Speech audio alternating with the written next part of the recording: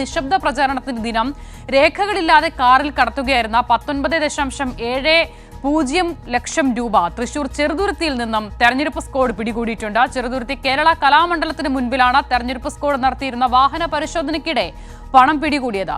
പണം ആദായവകുപ്പ് ഉദ്യോഗസ്ഥരുടെ കസ്റ്റഡിയിൽ സൂക്ഷിച്ചിട്ടുണ്ട്. അതേസമയം പണം മണ്ഡലത്തിൽ വോട്ടർമാർക്ക് വിതരണം ചെയ്യാൻ കൊണ്ടുവന്നതാകാമെന്ന സംശയത്തിലാണ് ആദായ നികുതി വകുപ്പ് ഉദ്യോഗസ്ഥർ. സാലി മുഹമ്മദ് വിവരങ്ങളുമായി ചേരുകയാണ്. തെരഞ്ഞെടുപ്പ് കമ്മീഷൻ നിയോഗിച്ച സ്പെഷ്യൽ സ്ക്വാഡിന്റെ പതിവ് വാഹന പരിശോധനയ്ക്കിടെ രാവിലെ ചെറുതുരുത്തിയിൽ നിന്നാണ് ഇങ്ങനെ പണവുമായി പോകുന്ന ഒരു വാഹനം കസ്റ്റഡിയിലെടുക്കുന്നത്. കുളപ്പുള്ളി സ്വദേശി ജയനും മകനുമാണ് വാഹനത്തിലുണ്ടായിരുന്നത്. വാഹനത്തിൽ നടന്ന ഈ പരിശോധനയിൽ 19,70,000 രൂപ കണ്ടെത്തി. ഇവരെ ചോദ്യം ചെയ്തപ്പോൾ കൃത്യമായി സോഴ്സോ വിവരങ്ങളോ കൈമാറാൻ തയ്യാറായില്ല, അല്ലെങ്കിൽ തൃപ്തികരമായ മറുപടി നൽകാൻ കഴിഞ്ഞില്ല. ഇതിനെ തുടർന്നാണ് ഇവരെ കസ്റ്റഡിയിലെടുത്ത് വിശദമായി ചോദ്യം ചെയ്തപ്പോഴാണ് ഈ പണക്കടത്തിൻ്റെ ദുരൂഹത വ്യക്തമായത്. അതിൽ ചില രാഷ്ട്രീയ ആരോപണങ്ങളും പിന്നീട് ഉയർന്നു വന്നു. അത് ഇപ്രകാരമാണ്. അതായത് ഈ ജയൻ കുളപ്പുള്ളി പ്രദേശത്തെ BDJSന്റെ മണ്ഡലം ഭാരവാഹിയാണ്. അദ്ദേഹം ഈ വാഹനത്തിൽ ചേലക്കരയിലേക്ക് പണവുമായി വരികയായിരുന്നു എന്നാണ് വ്യക്തമാകുന്നത്.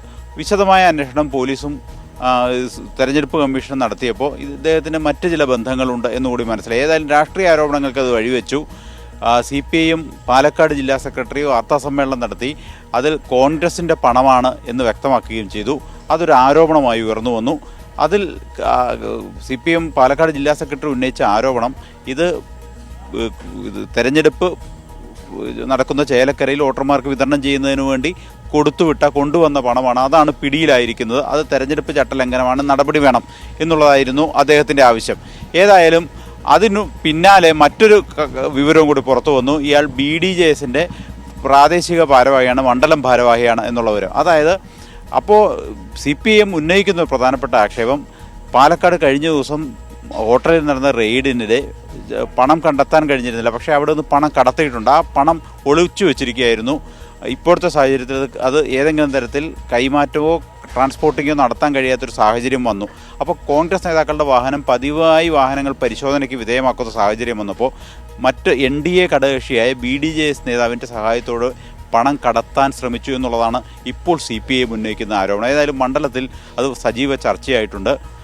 കള്ളപ്പണ ഇടപാടുമായി ബന്ധപ്പെട്ട് കഴിഞ്ഞ ദിവസങ്ങളിലായി ഉയർന്നു വന്ന പല ആരോപണങ്ങളുടെയും തുടർച്ചയായി ഇന്നും കള്ളപ്പണ വിവാദം ഉയർന്നു വന്നു. കള്ളപ്പണം BDJS നേതാവ് മുഖേന മണ്ഡലത്തിലെത്തിക്കാൻ കോൺഗ്രസ് നേതാക്കൾ ശ്രമിച്ചു എന്ന ഗുരുതരമായ ആരോപണമാണ് CPIM മുന്നോട്ട് വെച്ചത്. ഏതായാലും നിശബ്ദ പ്രചരണത്തിൻ്റെ അവസാന മണിക്കൂറുകളിൽ അത് സജീവ ചർച്ചയായി മാറുകയും ചെയ്തു.